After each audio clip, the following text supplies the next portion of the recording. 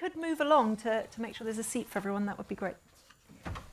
Hello everyone, thank you for joining us this evening at the Resolution Foundation. I'm absolutely delighted to be launching Liam Byrne's book, Why Populists Are Winning and How to Beat Them. The book is out on Thursday, so we're having a genuinely exclusive look at new work that Liam's done, and I think not only a very well-timed book as politicians from both of the traditionally major political parties in Labour and Conservative look on, presumably with trepidation, to the May local elections after coming third and a distant fourth in Gorton and Denton, but also a really important book because, as you'll hear this evening, original research from kind of new polling to new tracking of money that I think gives us really new insights and, most importantly, suggestions for how we might get out of kind of also, as well as the politics of it all, some of the root causes of people's feelings of discontent. So very much looking forward to the discussion. Pleasure to see so many of you with us. I'm joined, of course, by Liam Byrne, as you know, Labour MP for Birmingham, Hodge and Solihull North, Chair of the Business and Trade Select Committee, former Cabinet Member, and most importantly, this evening, insightful author. To discuss the issues in Liam's book, also joined by David Gauke, former Secretary of State for Justice and Vice Chair of Prosper UK, which is a Conservative Party group explicitly rejecting populism on the left and the right in favour of practical pro-business politics. Also joined by Gabby Hinsliff, writer and columnist at The Guardian with many years' experience commenting on British politics and public policy. And I'm delighted to say that Liam has really embraced this as a Resolution Foundation event. So he even has some slides with some charts for you. So Liam, over to you. Great, thank you very much. Good evening, everybody. Ruth, thank you so much for hosting us tonight. The Resolution Foundation is now part of our national infrastructure. It's almost part of our critical national infrastructure. We just couldn't do our job over the road, Ruth, without the extraordinary work that you do here. And so, just a huge thank you to you. We rely on you now so much for the work in our public debates. And it's a real pleasure to be joined by two people who I have admired for a long time, David and Gabby. And although we come at things from different places, actually one of the arguments in the book is that we've got to try and rebuild a kind of coherent amity, a bit more fraternity in the centre ground of politics if our country is going to square up to some of the challenges that we've got ahead. So I was once christened by George Osborne for reasons of his own, Labour's man of letters. And I think it's fair to say that since 2010, the letters have definitely got longer, the notes have definitely grown. But I don't think that there is anything that I've written that is as urgent as this.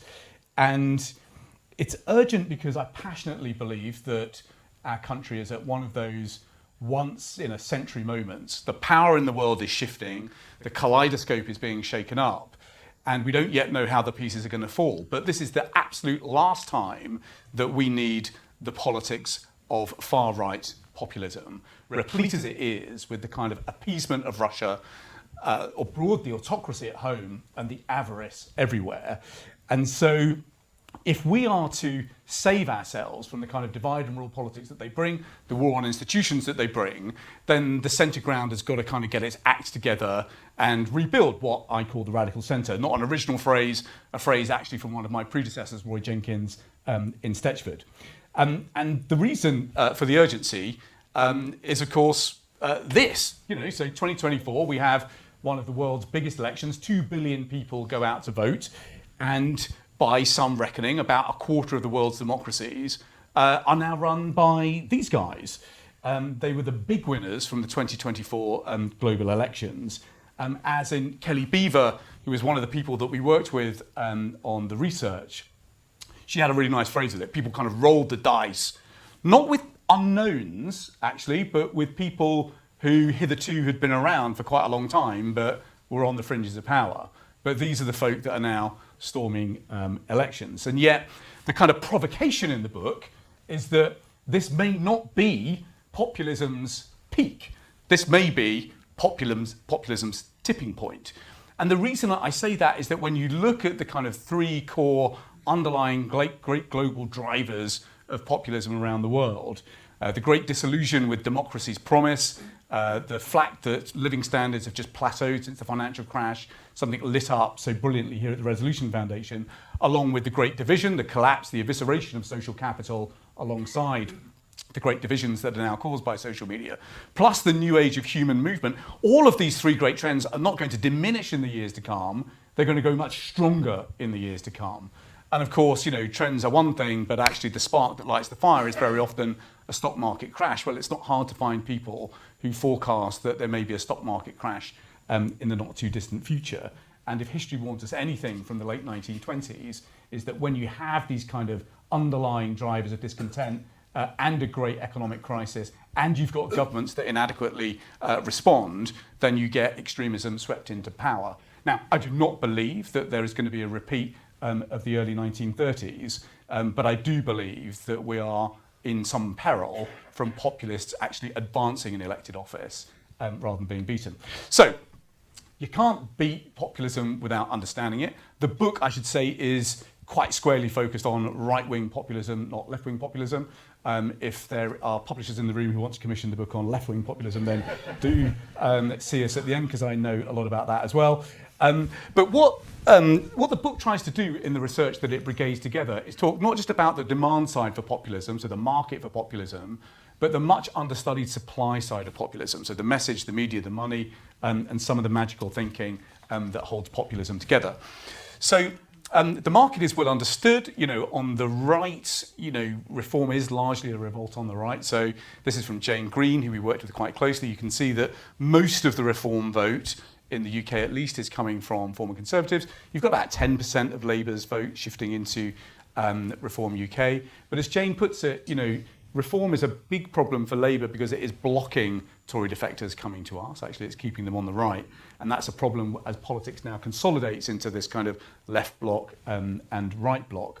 But I think what I really saw with the brilliant research that we did together with Best for Britain, I don't know if Naomi Smith is here, along with YouGov, is that reform is not one army marching in unison. There are actually these 5 different tribes of reform. They agree on some things, but they disagree on some big things too. But what they have in common is that they are under pressure financially. They're median income and median wealth by and large, but they are not where they wanted to be, and they are not as well off as they thought others have been, and they feel under real pressure. They're deeply, deeply pessimistic about the future. I mean, half think that their wealth is going to decline in the years to come. They're living in precarious communities. They feel acutely this sense of dispossession about their place in the queue, and they are absolutely furious about the broken state of politics. So just 2 things that I wanted to pull out. Again, something familiar to Resolution followers, democracy's broken promise. Before the financial crash, this is maybe why the financial crash was such a tipping point. Before the financial crash, by and large, wages are growing in a way that allows you to double wages every 44 years. So pretty much every generation. Now, wages are growing so slowly, it would take you over a century to double wages. And so this has a real effect because the horizons for people are not merely financial, they're local. And again, I mean, Ben Byrne is here, who did a lot of the ethnographic work for Faster Horses. When we did this kind of ethnographic work with reform voters, they really helped me understand the local effect. 80% of hardcore reform voters think their area is in decline, and they've got almost no agency to do anything about it. So the combination of collapsing expectations about the future and collapsing social capital and community cohesion at a local level, in part accelerated by social media, this kind of double whammy does something really significant. It induces zero-sum politics, and therefore the generosity of spirit that comes with a sense that things are getting better, I've got things to share, is replaced by a kind of a scramble to protect what I've got lost. And populism plays directly into that. And so no wonder that the populist message resonates. So we put together a huge database of populist speeches. Brilliant young researcher at Oxford, Rick Foster, helped us do this. And when you run the semantic analysis across the top, what you see are these 3 core tropes, incredibly consistent over time, incredibly consistent over the West. Patriotism and renewal, but drenched in the language of ethno-nationalist decline that you can trace back through Pat Buchanan and the paleo-conservatives, through the French Nouvelle Droite of the 1960s, back to Oswald Spengler in the 1920s. Nostalgia and the hunger for something lost, which I increasingly think is about a nostalgia for something local that's lost. And then finally the summons to action, the emergency, the crisis, the struggle that of course can only be resolved by a strongman leader. So these are very, very consistent tropes, but what animates them is a language of outrage. And of course, the language of outrage is what is needed to trigger the algorithms that take these messages through the digital ecosystem. But when you study the digital ecosystem, in Britain at least, you discover something surprising, which is that it's not a British ecosystem at all. It's just another node in the American network. So we took 3 accounts, Matt Godwin, Reform UK, Nigel Farage. They've got about 1.5 million followers in total. We sampled about 30,000 of them, looked at the top 200 influencers in that network. 2/3 of them are American, circling around these 2 dark suns of President Trump and Elon Musk. But it's not simply an ecosystem. It's actually an extraordinary media political complex. Follow the money is one of the oldest bits of advice in political journalism. And so that's what we sought to do. To support the work that I do on the Joint Committee on National Security Strategy, we looked at about 500 transactions over the course of 5 years. And what emerged, built in plain sight, £175 million, which has built this extraordinary network of TV stations, online channels, conferencing networks, think tanks, and they become this kind of fountainhead that helps feed reform and reform politicians. So the scale of the money that has been invested in building this extraordinary complex, I think has been, much misunderstood. It's been missed. It's not a surprise that this is a movement that has got such legs today. So what do you do about it? Well, a lot of people asked me while I was writing the book, are we at is this 1933? And I talked to a lot of the sort of historians of Weimar Germany and actually concluded that we're sort of at 1927, but the lesson of 1933 cannot be ignored. And a lot of historians said to me, look, you've got to look hard at the lessons of the SPD in the 1930s. This is Otto Wels, for those of you who don't know, who was the leader of the SPD. And the SPD's approach in early 30s Germany was quite cautious, quite constitutional, and ultimately failed. But the guy that we've got to actually take inspiration from was also elected in 1933, and his name was Franklin Roosevelt. Roosevelt rides the storm. Roosevelt surges the kind of tempest of anger and remakes and rebuilds the progressive settlement. And so he's my inspiration for much of the book, and I suppose it's rooted on this neat bit of work that we did for Best for Britain that just helps help us understand what the electoral strategy is here, because what Labour has to do, and David will have a different take on this to me, but certainly what Labour has to do is to kind of reunite the left bloc. It has to keep the right divided if it possibly can, and then it's got to flip. Not just, it can't flip the hardcore reform voters. Those disgusted disruptors, as we call them, they ain't going anywhere. They're staying with Mr. Farage. But actually, amongst the melancholy middle and civic pragmatists, there are people that we can begin to draw back, not least because a lot of these tribes are very divided on things like strong leadership, climate change, welfare state, NHS, and of course the European Union. So where that took me as a starter for 10, an argument, if you like, to rehearse with my own party, and again, I'll be just so interested in David's take on this from the centre-right, is that I think on the centre-left, the argument has got to be about strong Labour. We've got to have our own story about national renewal, because ultimately that's how most parties win elections. But that has got to be rooted not by listening to our demons, but by listening to the better angels of our nature. A defence of tolerance, pluralism, democracy, curiosity, ambition and compassion. Those have got to be the core ideas that defend, not just here, by the way, but also abroad in foreign policy by stepping up to rearmament. But crucially, in a world where, as Ruth's team reminds us, we are still stuck in a world of quite low-sum politics for the years to come, there has got to be a politics of distribution, and that means taking aim at the selfish minority who hold our country back by holding back our country's people. And on the Business and Trade Committee, we see them day in, day out. They are the people who don't pay their dues. They're the people who shortchange their workers. They're the people who rip you off at the till and at your bills. They're the people who dodge their taxes.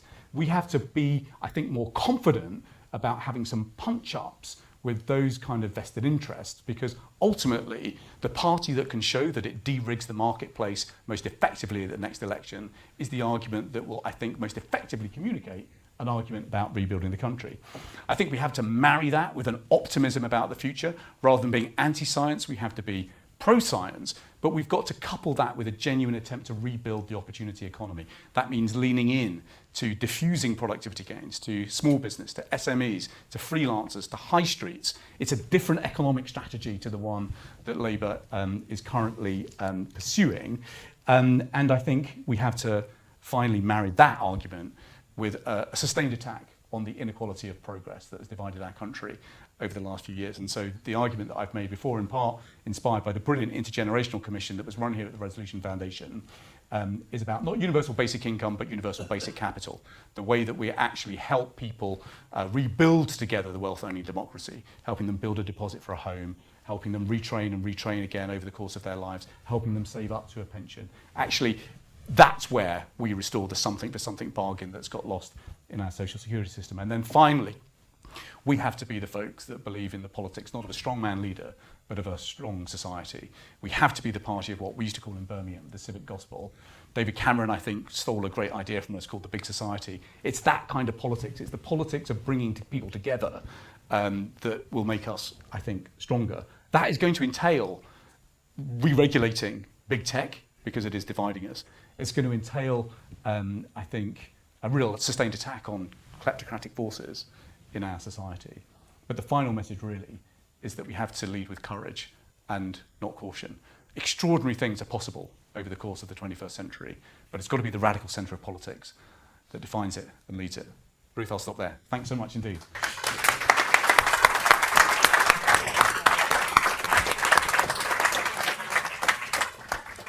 Fantastic, thank you so much. There's lots for us to delve into, but let me let our panellists react first. David, what did you make of the book? What do you think of what Liam said? Well, first of all, can I congratulate Liam for producing such a thoughtful and timely and provocative book. I think he's absolutely hit a whole set of issues which badly need to be addressed. I thought sort of bringing out, Ruth, you touched on it earlier, the sort of the money side of the populist movement, and this week, if what appeared to have happened yesterday happened as if it is what it appears to be, you know, someone has really done very well out of a bit of information 15 minutes before the rest of the world found out, and you know, we can speculate as to who that might be or who that person is close to, but I think we've got a fair idea. I think, you know, that particular aspect I think was really striking in the book. But we are faced with a huge challenge for mainstream politics. The Gorton and Denton by-election demonstrated that. And there is a scenario where essentially the whole of the centre ground of British politics gets hollowed out. You could argue that this is already happening in the US, you know, with both sides drifting out towards the extremes, that what happens when you have got the consolidation of the left bloc and the right bloc is that the incentives on political parties is to purely speak to your own bloc, and therefore you move out either to the left or to the right, because you've basically just got to win a semi-final. And if you comprehensively win your semi-final on your block, then you are very well placed to win the game as a whole. I very much hear what Liam says about the focus for Labour is to unite the left. That does come with a risk. I can absolutely see why Liam would make that argument, but if you go too far in trying to unite the left, what happens is that the right becomes more united. In the research that Liam's produced, I thought really interesting about the different tribes of Reform supporter. But for your traditional conservatives and your civic pragmatists and what was it, the miserable melancholy middle, who are not completely signed up to reform by any means, and have their doubts and reservations, and you know, reform fails a sniff test for them. But if they thought that the choice at the next election is a government led by Nigel Farage or a left-wing government in which the Greens had the biggest say, a lot of those voters will go with Nigel Farage. And you would be surprised at some of the sort of quite senior Conservatives who would be prepared to tolerate that if they thought that is the choice. It is that binary. And that is part of the thinking behind the launch of Prosper UK and why we think we have to stand up for the centre ground and specifically the centre right. Now, first of all, what is the sort of centre ground? I would argue, and I'm leaning very heavily on a chapter that Danny Finkelstein wrote in the book, The Case for the Centre Right, which just so happened I edited. But he sort of argued that the centre ground is basically people who are prepared to live in the world of trade-offs, of balances, recognise that you don't have the sort of universal wisdom, matters are complex, and you are going to have different priorities. And Liam and I will have different priorities in terms of Liam will prioritise equality more than I would. I'd probably prioritise economic freedom to a greater extent than Liam would. But we would both recognise in any one issue there are different objectives that have to be applied. The populists don't do that. The populists just sort of say it's very simple, to hell with the complexity, we're just going to do our thing, it's good against bad, it's the elite versus the people, we are the voice of the people. And I think that's a really dangerous style. So I think, first of all, what is the centre? Partly it's about political approach. Then what distinguishes centre-left and centre-right, that is about values, that is about priorities. And we believe that there needs to be a strong voice for those who are very much focused on economic growth, who believe in a market economy, who think we need to get the sort of state sometimes off people's backs to a greater extent. But we also believe in internationalism. We believe that the approach is always going to be to try and solve problems. That requires pragmatism. It is about balancing competing objectives. And that voice has not been heard strongly in British politics for some time, which is why we launched, to give a voice to those people who are essentially on the right of centre, but do believe that the direction that the right of centre has gone in British politics is the wrong one. And it's not focused on solving problems but exploiting them. And it's not focused on practical solutions to day-to-day problems. And the centre ground has got to be able to do that and come forward with proposals and demonstrate why the centrist approach, or the liberal approach, call it what you will, that does involve institutions, that does involve checks and balances, that does constrain the strong man, because in the end the strong man is only really interested in his interests, not yours. If we can make that argument, we believe that we will have a better balance in our politics. Ultimately, we believe that's what the country needs. But where I worry at the moment is, are we going to end up with a world in which the populist left feeds off the populist right, who in turn feeds off the populist left, and so on. And that sort of Spain 1930s hollowing out of the communists versus the nationalists and so on. And that would be an utter disaster for the country. And one of the challenges, and we've launched and we were thrilled with the number of people who signed up in the first couple of weeks, but the risk is that the people who are most motivated, the most passionate, the most willing to engage on social media or sign up or go on a march or whatever, are not the people in the centre. And until we start getting, there are millions, I think it's still the case that the vast majority of people would define themselves as at or near the centre in British politics. But until we engage those people, until those people are engaged, committed, taking part, we are sleepwalking in a very dangerous direction, which is why contributions like Liam's book are so useful and valuable, and I hope will stimulate a larger debate. Thank you very much.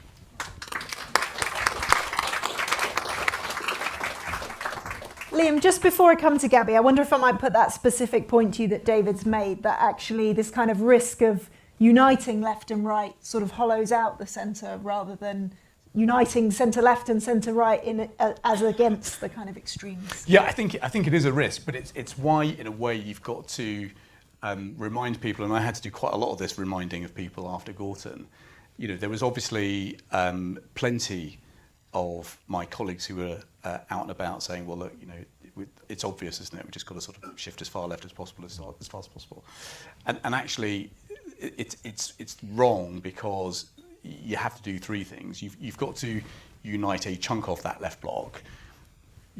We have to try and keep the right divided if we can. But you have also got to flip back, a couple of those tribes of reform.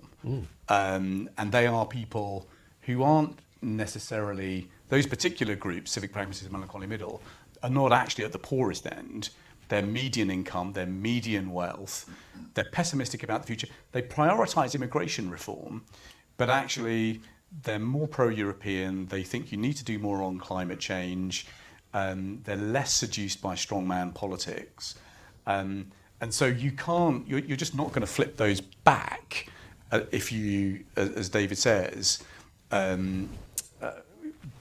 try and focus all of your energies on reuniting the left. And I think that David's point about trade-offs is really important and really insightful, because David is right. I mean, if you look at those basic trade-offs in politics, old versus new, fairness versus equality versus sort of freedom, old ways versus new, conflict versus consensus, fear versus hope, we make pretty nuanced trade-offs about those things.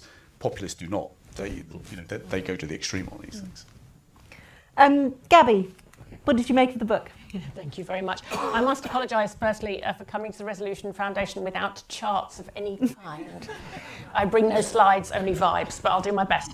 And I am going to pick up entirely accidentally where you two have just left off, almost like we planned it.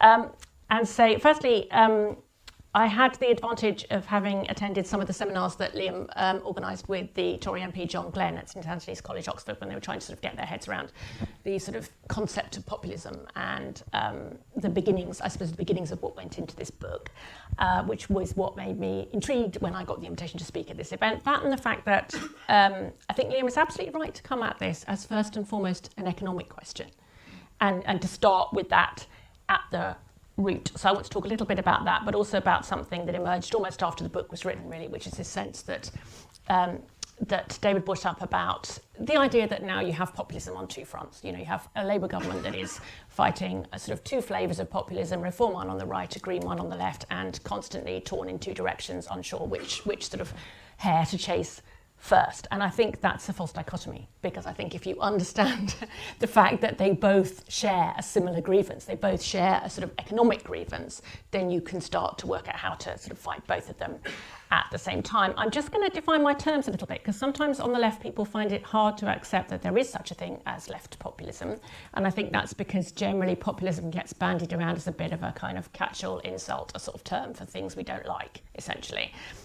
And for me, populism starts from the concept that everything is broken, and that expresses itself in the elite having rigged everything against the people, and, this sense that conventional politics has failed and all the rest of it. But it starts from the concept that things are broken, nobody else can help you, therefore you must turn to this radical party which is going to smash the system up and start again.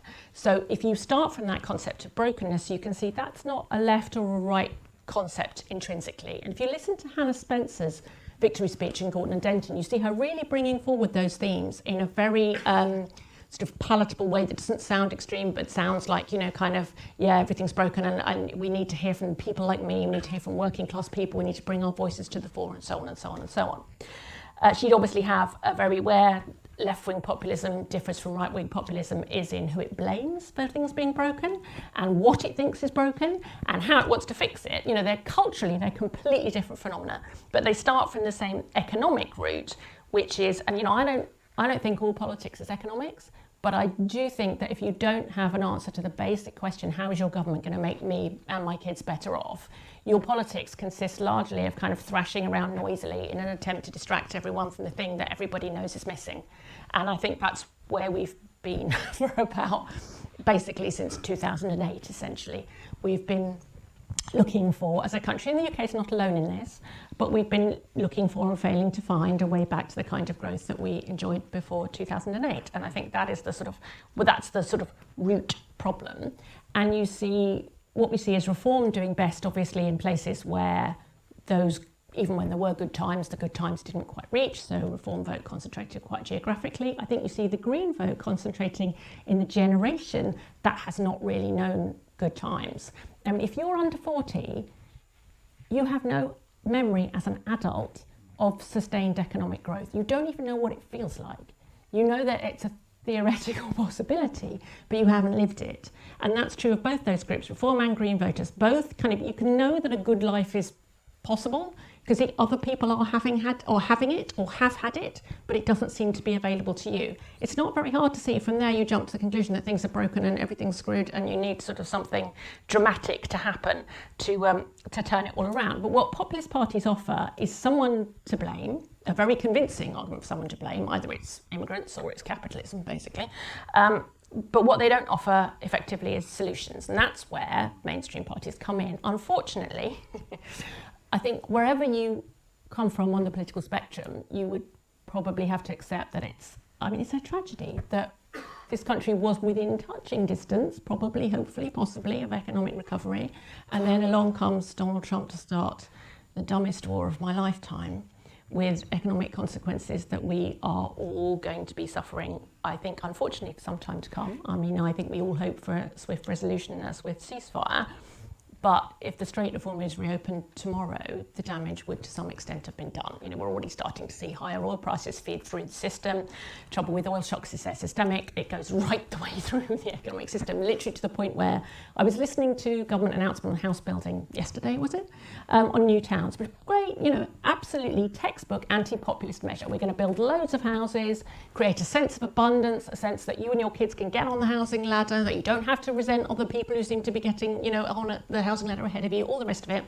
And I was listening to him thinking, okay, the economics of that change now, because mortgage borrowing is probably about to become more expensive because interest rates are going up. The price of building materials has already gone up as a result of the oil price feeding through the system.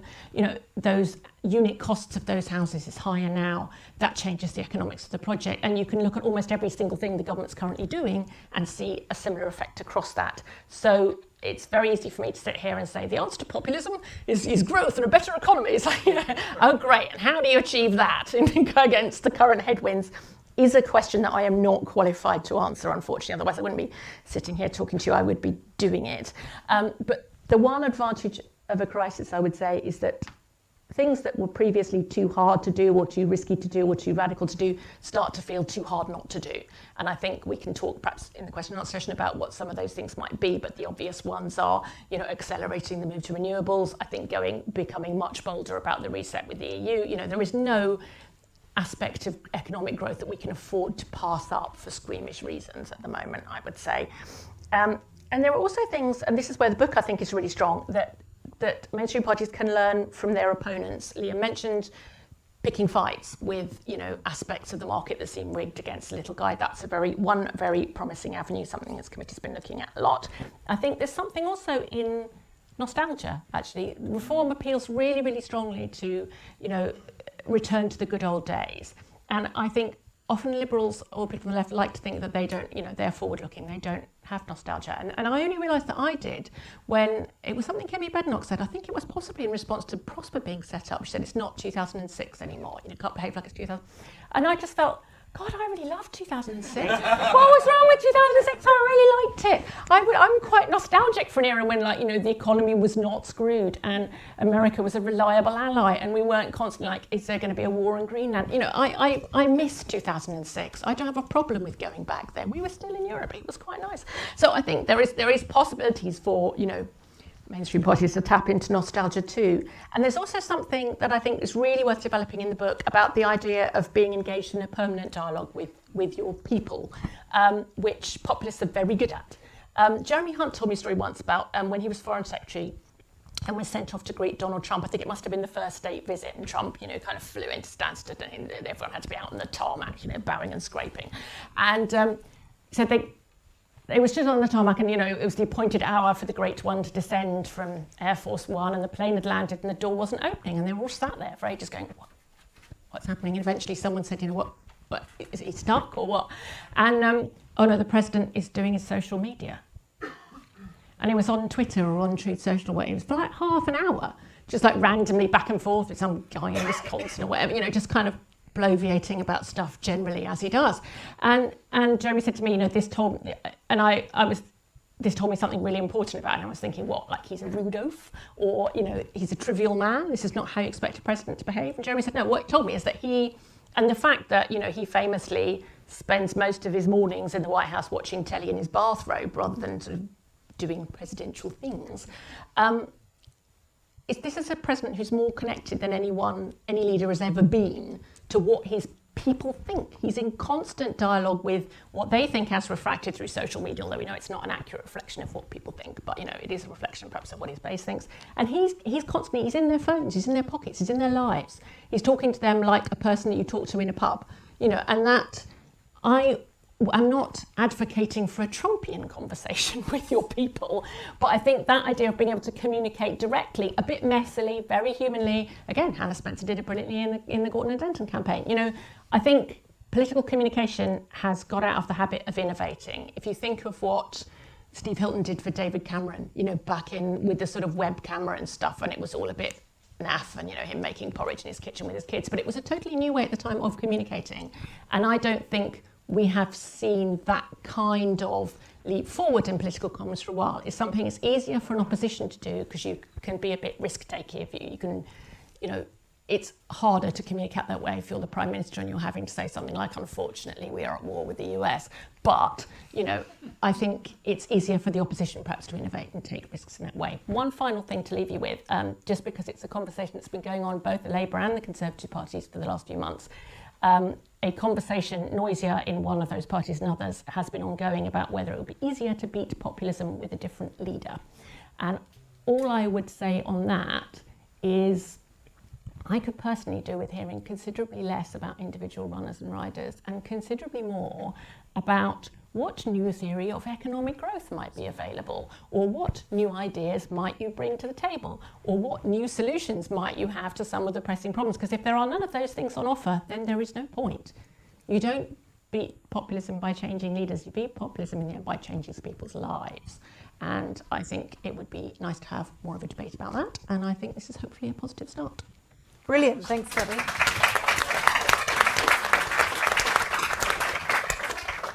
Well, perhaps the best place to pick up is actually where Gabby left us, which is with some of, what the solutions might be. And you touched on them, Liam, but there's lots more depth in the book. And you said something very intriguing in your presentation, which was you didn't see, on the specific, I think it was optimism versus nostalgia.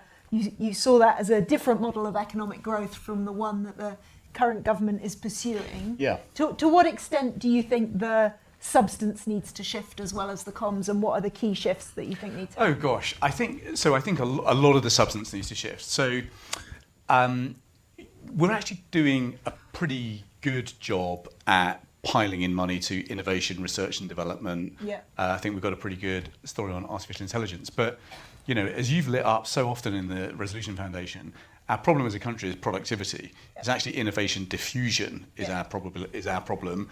And our superstar firms are pretty world class, but actually the long tail is not. And so I think and if you look at what Kira and Rachel do an awful lot of, they are meeting big investors, spending big sums of money on big companies and projects and that kind of thing.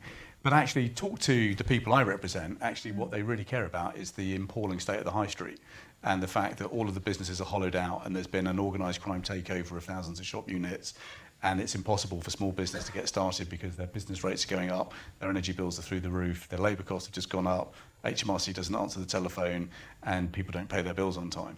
And so a concerted effort to actually foster the animal spirits of our small business base, entrepreneurs, freelancers, I think would be a much wiser way to spend money, and that's got big tax implications as well, by the way, in particular for things like ADR and D tax credits. So I think that there is, it's a palpable shift from the political economy of Bidenomics that we came into the election with. So if you think about Rachel's Securenomics speech, it was very influenced by the kind of modern supply side theories that were very popular in the Democrats a few years ago. But when you talk to Democratic economists now, they say, well, we thought the American people would take a trade of a hot labour market and some inflation. And guess what? They were wrong about that. And so we've actually got to get out of that kind of economic model and focus actually on smaller business growth, scale up finance, and that then has some big implications for the kind of economic institutions that we have in our country. So it is a different kind of economic model, which you've then got to couple to some social security changes, which you've written lots about as well. It's because I agree with lots of your diagnosis, but I think there's potentially a kind of tension in the solution, right? So the diagnosis really chimes with some of the research we've done in terms of both, obviously, the collapse of living standards, but also the extent to which that feeling of decline in local area is having a real impact on people's feelings about their quality of life. But in terms of the solution, if you were going to ruthlessly focus on productivity, you'd find plenty of economists who say it isn't really truthfully the small businesses we should focus on. Like, yes, scale up, yes, young businesses, but actually there's a long tail of unproductive small businesses. And it might not be very popular to say, but that one of the things you would need to do is actually have more dynamism and have those businesses go out of business faster. But that might not win you an election. So how do you kind of... Well, because, and you would basically try and win this by having your cake and eat it, right? So you would do a bunch of things to change the economic institutions in our country. So we're beginning to get scale-up finance institutions in the right place, but they are pitifully small compared to any other major economy. So you've got a kind of a finance supply problem. You have then got a public procurement problem. So the way that we spend public money in this country is completely broken. No advanced market signals. It's particularly worse in sort of defence and in health services. The way that we enable small business in particular to upskill their workers is completely broken, because that kind of skill system doesn't really work terribly well either. And so, you know, what we have kind of lost in our discussion about industrial strategy is kind of two or three things. One is the sense that you've got to have proper missions that actually galvanise cross-government and cross-society working. But second, you've then got to actually fix the economic institutions in the country, which we've never really sort of thought about hard enough. And unless you do those two things, then you're not going to move the kind of... And you're not going to diffuse innovation gains through the economy fast enough. And David, before I come to the audience, I give you a chance to say the extent to which you think the kind of your vision of the centre-right economic model is different from Liam's or different from the current leadership of the Conservative Party? I'm a bit Greg Clarkish, I think.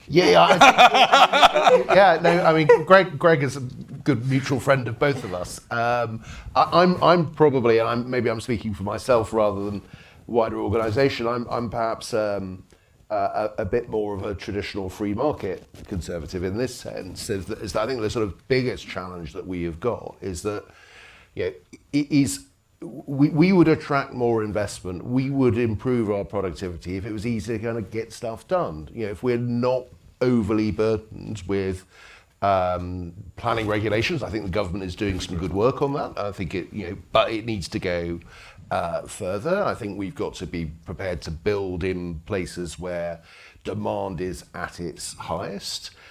We do have very high energy costs, and if you're a manufacturing industry, or you're looking to invest in manufacturing industry, why would you come to the UK when our energy costs are as high as they are? Where we would, I'm sure, differ is in terms of increased employment costs placed on employers, whether that's through the form of taxes, and to be fair, money has to be raised from somewhere, but certainly in terms of additional regulation, I think that's not helping us in terms of either productivity or employment. So I think there are some matters there, and look, I'm not making the case against industrial strategy, but industrial strategy has to be focused on the economics and productivity, and it's too easily captured, I would argue, by political pressures, political vested interests. So I think you need institutions to protect it. to prevent that from happening. So there are clearly differences between an economic prospectus of the centre-right versus one of the centre-left. But we do, Gabby's challenge to us is the right one, and we have got to come forward with something that is going to be effective and is going to be credible. And Liam will remember the phrase that I had to say several times a day, and Ruth will also remember it because you were part of the team that was sort of advising us on the economics at the time of the long-term economic plan. And we can have a debate about whether it worked or not, but in terms of a political party of the centre ground should be focused upon the economy, and the temptation to get stuck into culture wars, and I confess my party has been prone to do that in recent years, is really dangerous. I don't think you win on that ground. I think it's ultimately quite divisive. It stops you appealing more broadly, and by and large it tends to mean, if you're the Conservative Party going around picking culture war fights, you're sort of saying Nigel Farage is right, but please don't vote for him. Yeah. And I think there's a similar point, by the way, on the left, that I think if the Labour Party goes around and tries to sort of position itself as being very culturally left-wing, that's not going to ultimately help them with the Greens, and it is going to drive, it's going to, to use Liam's phrase, unite the right rather than split it. Interesting. Right, keen to give people in the room a chance to ask a question. Because we're quite short of time, I'm going to repeat something I heard from Martin Wolf, which is a question is a sentence with a question mark at the end. So if we could have reasonably brief questions so we can get some in, that would be brilliant. But do tell us who you are if you're happy to. There's one there, James, and one at the end, yeah. LSE. Hi Liam. So I just want to come back to the three things you had around optimism and the big society idea. Those make sense to fight the populist right, but do they stack up to fight the populist left? Are they differentiated enough for Labour on the left? Great. And some more questions, James? I'll leave you to, sorry. Yeah. We'll take a couple and then I'll... Thanks. I'm Chris Powell from Winning Against Populists. We've been doing research for 4 years now on how elections are won and lost against populists around Europe, America, South America and so on. It's fantastic to see what Liam's done, because it's the first piece I've seen on how to beat them. There's an enormous amount of analysis describing exactly what populists are, which you can read until you fall asleep. But something that we've only got 2.5 years at the most to an election. I see no sign of any organisation or strategy in this country, really. Whereas the other side, they've got the Conservative Political Action Committee, been slaving away for 50 years, for God's sake, revived by Bannon and Trump, and they are organised in Europe, and the reform here is just a branch office, and we've got nothing against it. We really need to get a move on. Has anyone got any ideas how that might be done? One more, James. One more. Great. Thank you. I am Eva Lennon from the Finnish democratic magazine, the Social Democratic magazine. Actually, the social democracy has kept reasonably well in Europe and here, compared to the right wing here. Then the problem of Britain and United States is that the right wing has collapsed and become populist.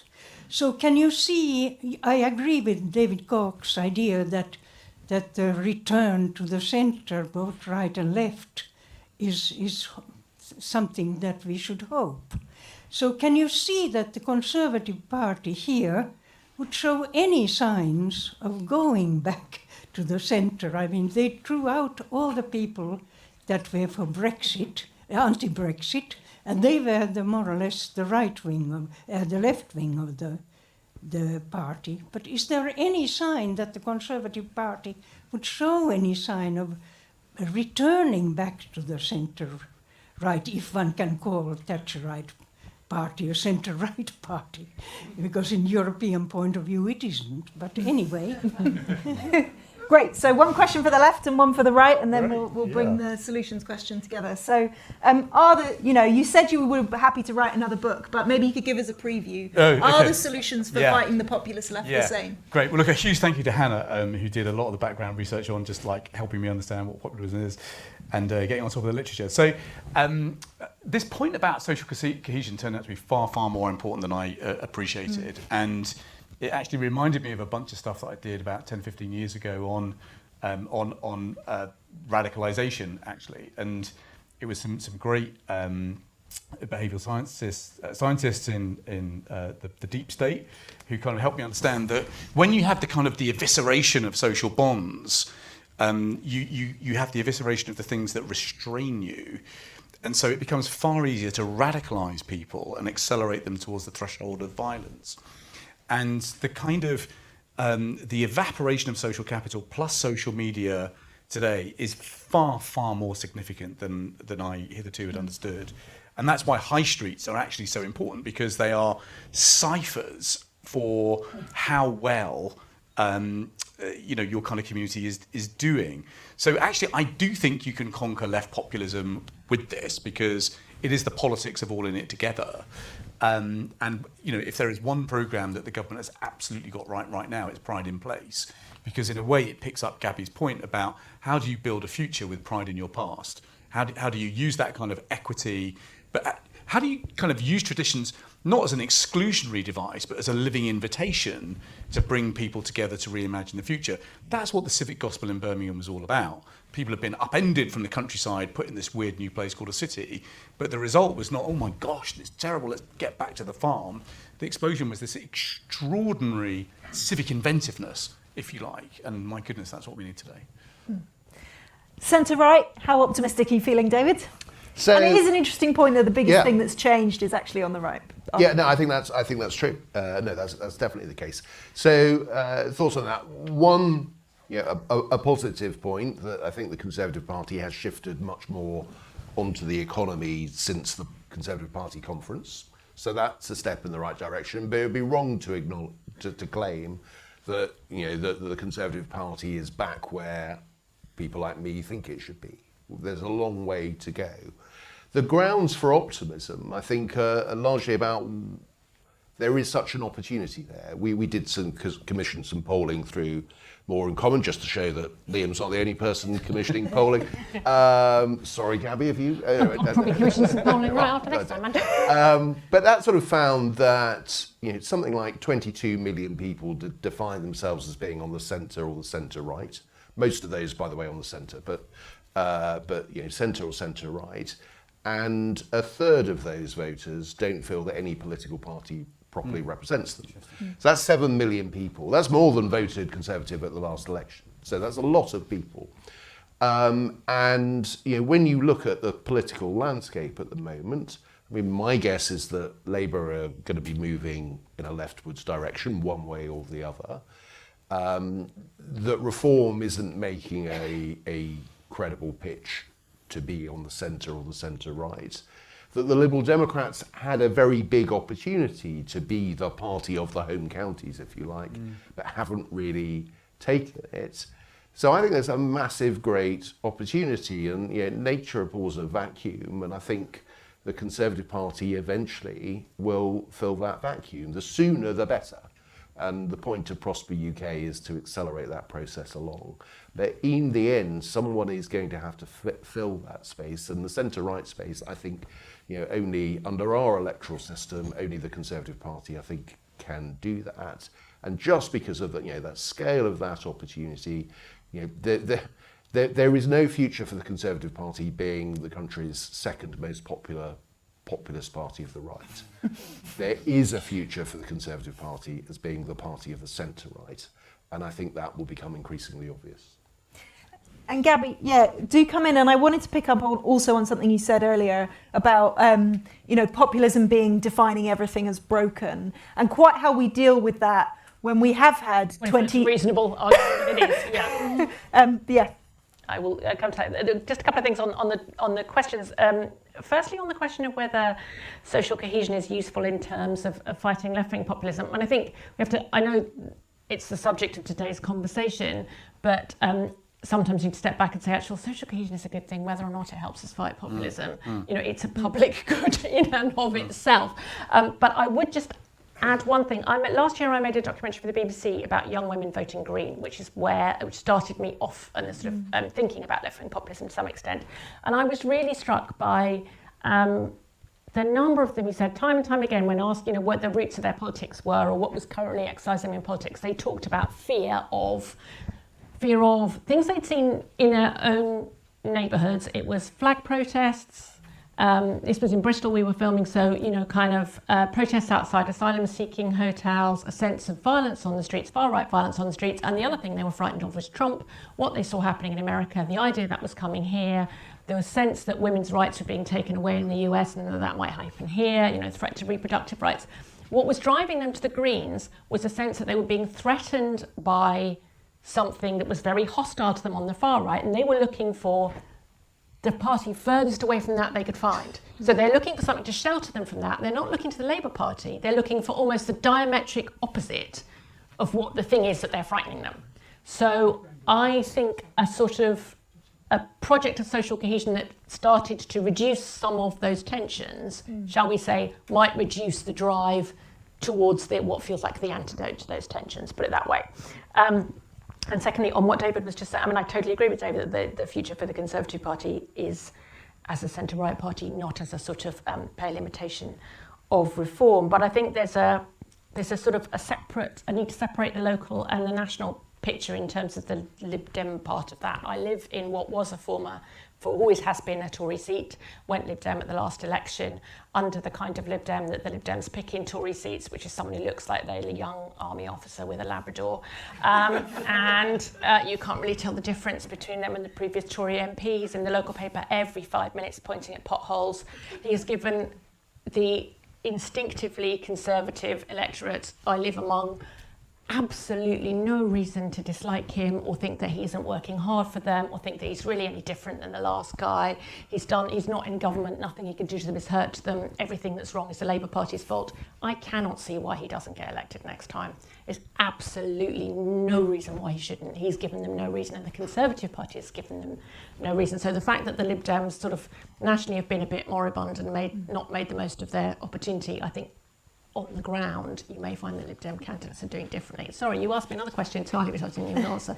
Which was if you define populism as saying everything's broken, but lots of things are quite broken. They are, I think you have to acknowledge that. And that's very hard. That's much easier to acknowledge as an opposition party than it is to acknowledge as a governing party, because the governing party is your fault they're all broken. So you need to find ways of articulating that don't sound like you're making excuses for yourself and not just blaming your predecessors endlessly, because people find that very irritating as well. But I do think you have to meet people where they are and acknowledge that, and I think that's easiest in the first years of government. You can say to people, look, you voted for us for a reason. You did feel things were broken and we are here to fix them. But then unfortunately you have to get on to the fixing them bit, which is the bit that we're all stuck on. And on being stuck on fixing, Liam, I should give you the last word and you might want to come back on some of that. But I did want to ask you about, if you were writing this book today and facing the crisis in the Middle East that we face, do you have any thoughts on how this kind of message that you have for beating populism translates into, another cost of living shock or another period of economic uncertainty? So here your work is super important. So you produced a brilliant piece of work called Understatement of the Year, I think, after the Spring Statement, that kind of makes the point that I think living standards grow. I think you called it the second worst parliament for living standards. Yeah, the last one they fell, this one they grow a little bit. Exactly. And so what that means is that we're not going to escape low-sum politics, and therefore, the argument about naming your enemies, taking on the selfish minority becomes incredibly important. Labour has lost the confidence to really kind of go for that, and goodness me, I can just give them a list of people I haul in front of my committee if they're looking for kind of candidates for that. So I think in a way that kind of precision populism, if you like, not a kind of sui generis war on capitalism, not producers and predators, but actually a visible, we are taking on the vested interest. It's actually quite sort of anti-establishment in a way. You're kind of restoring, but you're showing demonstrably that you're fighting for equity in our economy. Do you think they're listening? I mean, they've been doing a bit of, we're taking on the getting the a price tiny gouging. bit more confidence, but goodness, it's hard work. Getting those two. But you have then got to couple it to a restoration of a something for something bargain in the welfare state. You had this proposal about the £10,000 dividend for young people in the Intergenerational Commission. I think there's a lot in that. I think you can pay for it actually by building sovereign wealth funds, which you can pay for by restoring some fairness on wealth taxes. Not going bad, but restoring a bit of common sense. And in a funny way, I think the kind of president's behaviour actually gives you something to use in this kind of, we're different here in this country, aren't we? We're kind of British. We believe in sweet moderation. We kind of believe in being nice to each other. And we need to really kind of lean into that. So funnily enough, I mean, you can get responses to economic shocks wrong. We all learned lots of lessons after the financial crash about good ways to fix that and bad ways to fix that. But if anything, I think the politics that I'm arguing for becomes more important now, given the kind of analysis that you've set out about the few years ahead. Really interesting. Well, look, we have only scraped the surface of this book, which is a testament to how rich it is. I think, as David said, there's lots more in there about this kind of monetization of populism that I think is absolutely fascinating, that we haven't had a chance to get into. Lots more detail about what Liam thinks some of these solutions might be. So that is all to say you should buy the book, which is available upstairs, and Liam will be around to sign it. So you can get it 2 days early, and I very much recommend it. So thank you for joining us.